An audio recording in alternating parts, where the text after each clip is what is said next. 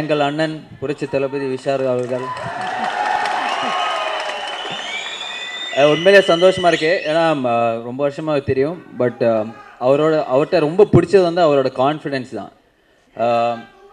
Thank you. அவர்கிட்ட பிடிச்ச ரொம்ப ஏன்னா கேட்டேன், இந்த மச்சான் இந்த பொங்கலுக்கு எப்போ படம் ரிலீஸ் கேட்டேன். பொங்கலுக்கு மச்சான் இது 3 months முன்னாடியே சொன்னார்.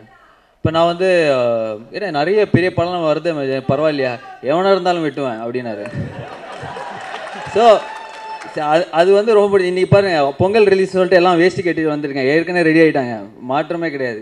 சரி, அதே மாதிரி ஹன்சிகா ஆக்சுவலாக மீகாமன் படம் ஷூட் பண்ணும்போது தான் இந்த படம் கமிட் பண்ணாங்க.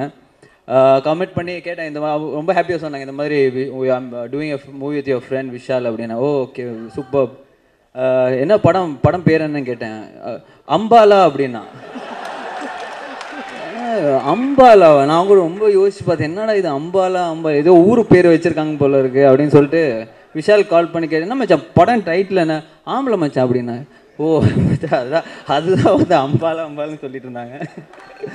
பட் அவங்களோட டெடிக்கேஷன், அவங்களோட இதுதான் வந்து 5 வயசுலேருந்து நடிச்சிட்டு இருக்காங்க. எனக்கு தெரிஞ்சு வந்து 5 வயசுலேருந்து நடிச்சிட்டு இருக்காங்க.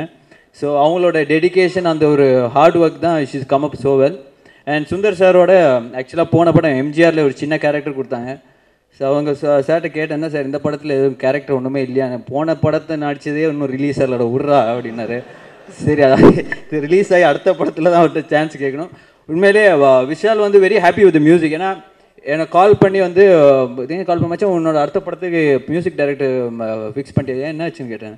இல்லை ஹிப்ஹாப் தாளம் வந்து செம்மையாக போடுறாரு, வெரி ஹாப்பி மச்சான், அடுத்த படத்தில் கண்டிப்பாக நீ அவனை தான் சைன் பண்ணோம், செம்மையாக கலக்கிட்டு இருக்கான்னு ரொம்ப ஹாப்பியாக ப்ரௌடாக சொன்னார். Very happy for you brother, all the best.